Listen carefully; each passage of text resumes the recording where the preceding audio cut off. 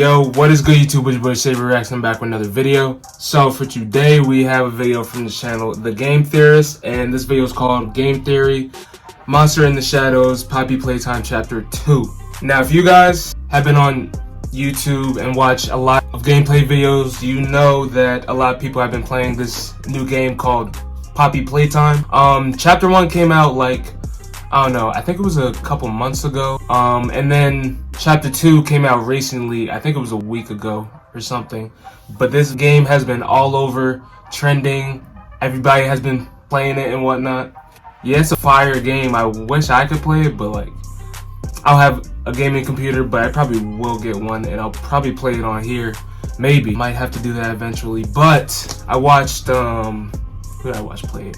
Berleezy, Dwayne and Jazz, who else? Has Corey played it?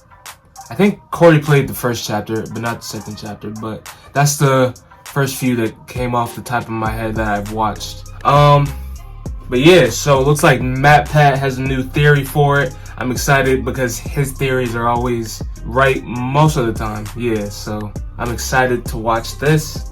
But yeah guys, before we get in this video, make sure you like, comment, subscribe, and turn that post notification button so you get notified every time I post a video. And let's get right into this reaction, man. Let's go. It's been so long. Oh, here we are with So creepy good vibes. to see you again. Well, not good, really. Don't say anything. Mommy knows. You thought You don't have to be that you'd close. just walk right in here, didn't you? As if nothing ever happened. What a joke. Well, here we they're go. all dead, all of them. And you did that. Trying to live knowing that for whatever brief time you're Oh, he captured, or she captured MatPat. But hey, that's just a theory, right? A theory. A game theory. A theory. That's quite the start. Hello Internet, welcome to Game Theory, the show that's been popular for 11 years but still hasn't landed a movie deal. Don't know why I felt like mentioning it here. On a completely unrelated note, a few weeks ago we finally saw the You should release honestly of have a Poppy movie at this Playtime point. Chapter 2, Fly in a Web. And this thing was longer than a tech demo, so hey, big wins over Part 1. But no, the team wasn't content to stop there. Poppy Playtime's newest chapter went above and beyond, requiring No, the players to first master chapter not was just fire. one, but two different gameplay styles. Whack-a-mole and Simon Says. Blue, yellow, Yep. violet. Every game is required to have a Simon Says. Oh, he segment played for this some too. reason. I'm of On, course being facetious about the his whole thing. other This new channel, I chapter think. actually offered a lot of awesome stuff. Cool puzzles, thrilling chases, and A an new oversized villain. plush toy failing to pull a lever. The animation is so adorable. I could sit here and watch that all day. Oh, and there are also collectible trophies now. Really challenging collectible trophies Poppy that'll push you to the Playtime. limits of your gamer senses. Any secret trophies or anything that we see up here? Any secret trophies? Right there. But we all know why we're really here. It's not for the gameplay innovation or the collectibles. It's for the hidden notes and cryptic clues. Ladies And the gentlemen, theories. we have ourselves some lore to decipher. And Yes, we spoiler do. alert, Poppy isn't who we thought she was. First, here's what you need to know to understand today's She's actually theory. the villain. Poppy Playtime Chapter 1 focused on us, the player, returning to an abandoned toy factory in order to save some employees that went missing there 10 years ago. We're told via a mysterious note that we have to find the flower. Several puzzles and one giant Muppet chase later, we find the No, flower in that the form chase of a was giant scary wall as mural of a hell. Poppy. Inside is a replica of a house and a doll named Poppy Playtime, That's locked creepy as away well. inside of a glass case. And of course, we set her free without a second thought because players in video games have never seen a horror movie before. Anyway, Nope. Chapter 2 picks up immediately afterward. Poppy agrees to help us activate a train that'll help us get out of the factory. So much for wanting to help save those missing employees, but hey, if a creepy talking doll starts offering me ways to not be around the creepy talking doll, I'm gonna take that offer. Yeah. But of course, things are never quite that easy. Mommy Longlegs, a giant stretchy toy spider, No, takes that part Poppy was creepy hostage and too. forces us to play 3 minigames in her And she game took station Poppy. in order to unlock each part of the train's code. Eventually, we break out of our games, which causes her to go complete sicko mode and Yeah. chase us through a narrow escape sequence. Where have I seen something like She went that crazy. before? In the end, she gets caught in a grinder and her remains are dragged away by a mysterious claw. We rescue Poppy, get on the train, but This game is surprise, so surprise, fire, she bro. betrays us. I'm trying to Smashing the train train and forcing play us it, even but, like, deeper into the factory. So those are the I'll play highlights it from the eventually. chapter, but we're still left with a lot of overarching questions. Who are we? Where are these missing employees we're so Or it could be concerned a about? worker. What's the true nature of the toys, and who's That secretly you're pulling playing the as. strings behind all of this? Well, I think I have the answers to each and every one of those questions, and the last one Guess we'll is figure it probably out. the best place to start. As I just talked about, after defeating Mommy, we see her remains get dragged Yeah, I'm away probably by a scared. mysterious claw. No, not Burn Trap's claw, but also, yeah, Could be kind Burn of Trap. Burn Trap's claw. You see, the hand we see From pull Mommy away FNAF. is very different from all the other designs that we've encountered in the game so far. Most of the toys that we fight are brightly colored, made of plastic or fur, and, you know, look like actual toys. This thing, though, is dark, mechanical, and could poke your eye out. It's like an erector set I mean, on it could be like a steroids. And toy that's all. not If you like. zoom in and enhance the image of the claw, you can actually make out that there's organic material mixed in there. Bones and maybe Bones. even some veins mixed in with the metallic parts. So yeah, the comparison to Spring Trap, Burn Trap, call them whatever you want, it isn't that much of a joke. But what is this biomechanic hybrid doing within the context of Poppy? Well, True. back in Chapter 1, we discovered the final VHS tape which cataloged the results of Experiment 1006, nicknamed the Prototype. Final log Right. in relation. Experiment 1006. The prototype. Coordination and cooperation is evidently. Oh, so the prototype is the one that dragged the villain for This, part along 2 with the away. death screen that said Experiment 1006 isn't he wonderful, led us to believe in a previous theory that our big blue boy Huggy Wuggy was the prototype. Oh, never mind, Since, he's you the know, was prototype. kind of the only character that we met in Chapter 1, Occam's razor and all that. However, take a look at the hand on the TV screen that we see during that VHS recording. Look familiar? We see that hand appear again in yet another VHS tape in Chapter 2. Log code 08502 in relation. Experiment 1006. Oh, The so- prototype. The prototype seems to possess an unprecedented level of intelligence beyond. So is that the all prototype other or the test blue one? subjects, as well as an alarming willingness to commit violence. Experiment 1170, Huggy Wuggy, remains the optimal Huggy outcome Wuggy. due to his sufficient intelligence paired with maximum obedience. Obviously, this outright tells us that Huggy isn't Experiment terrifying. 1006, and that it's instead the owner of this mysterious claw. So that's what the prototype is, but what makes it so special? Well, during that same VHS tape, we also hear how the prototype takes apart an alarm clock and uses it to make a laser pointer. In short, it's smart and it's able to repurpose things, which would explain Mommy's concern in this moment.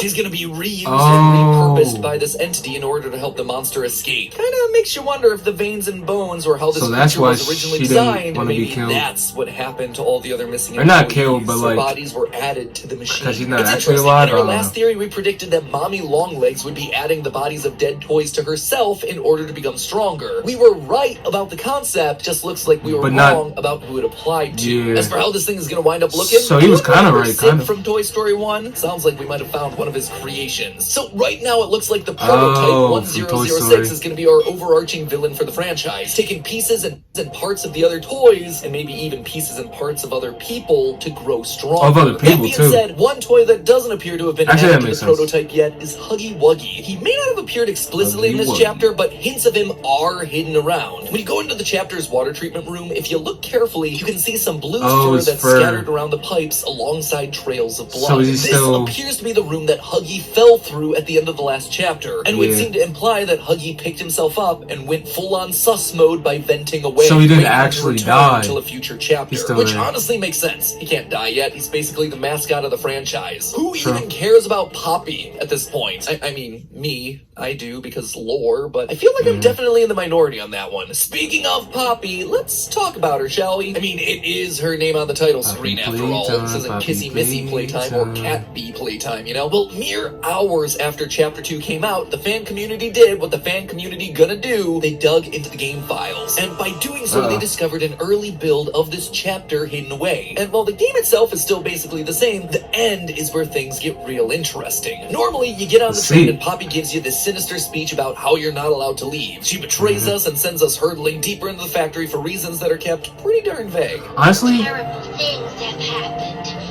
But I know that whatever I need you to do, I saw this coming, honestly. However, in the cut to be version of this honest. monologue, we actually get a bit more detail on her I think, motivations. you have what was the so much gameplay I've watched? I think it was I know you came Belize's. to find the ones who had disappeared all those years ago. But there Yeah, I saw this coming from a mile away. I knew she was gonna betray the character. Terrible things have happened, and I am the cause.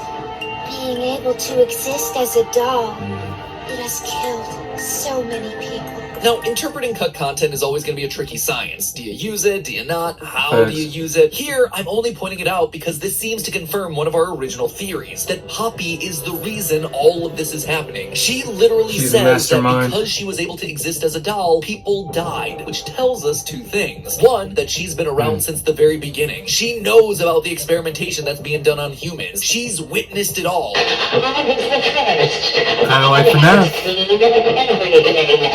Yes, FNAF, we hear you. You're very special. You did it first. Secondly, though, it seems to tell us that Poppy isn't who we originally thought. Loyal theorists will remember that last time we predicted that former employee Stella Graber was the person whose body and spirit were used to build Poppy. In Chapter 1, we found a VHS tape talking about her desire to stay young and her love of children, which all but seemed to scream, "Make me into an..." So the design was based off a human that they used to design the doll? Or did they make the human into the...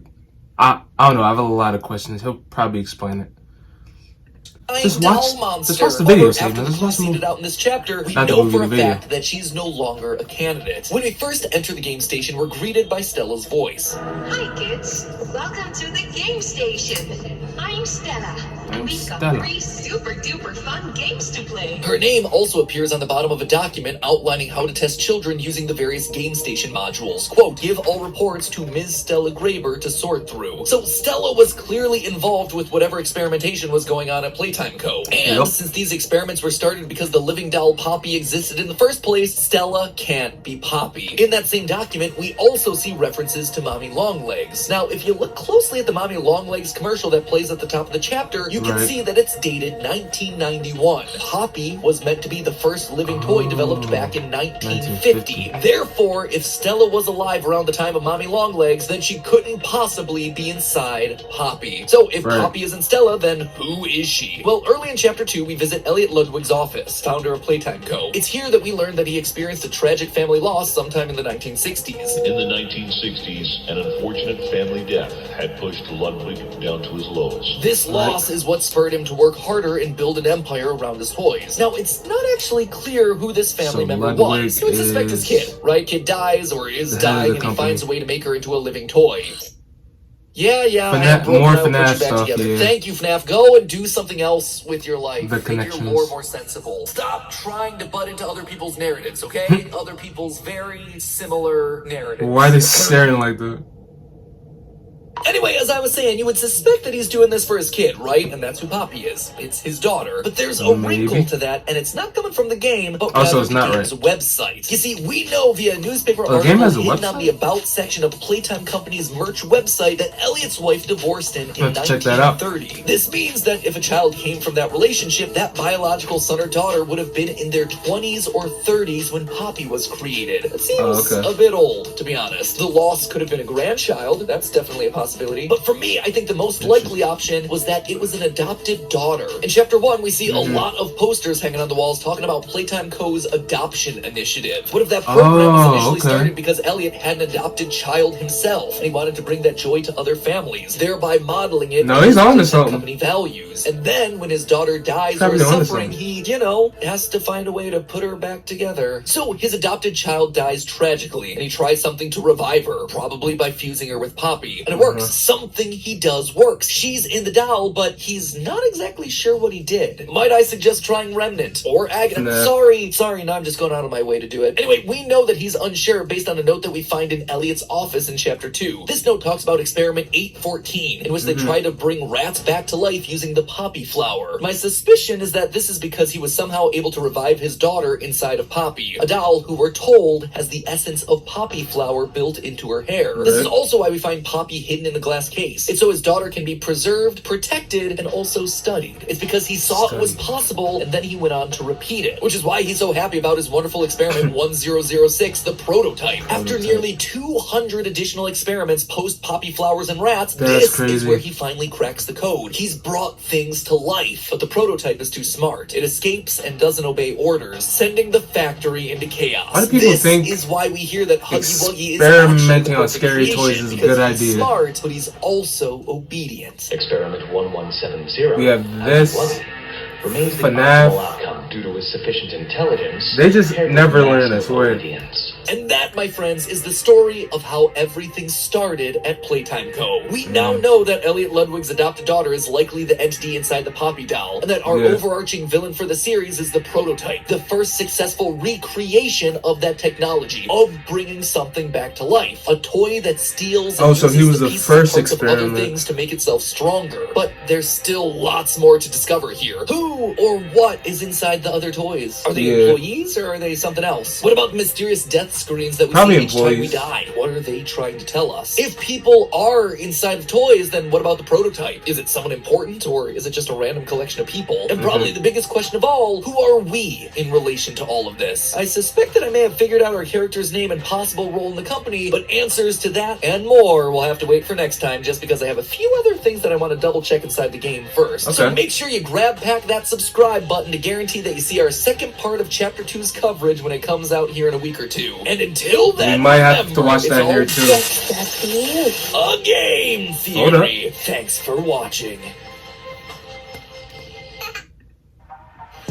Nah, his theories usually always end up correct. So honestly, that could be correct. Honestly, so I think he's right. But if you guys watch this video, what do you think about it? Let me know down in the comments. Do you think he's right? Do you think he's wrong? Let me know. But yeah, that'll be the end of the video. Make sure you like, comment, subscribe, and turn that post notification button so you get notified every time I post a video. And I'm gonna be out.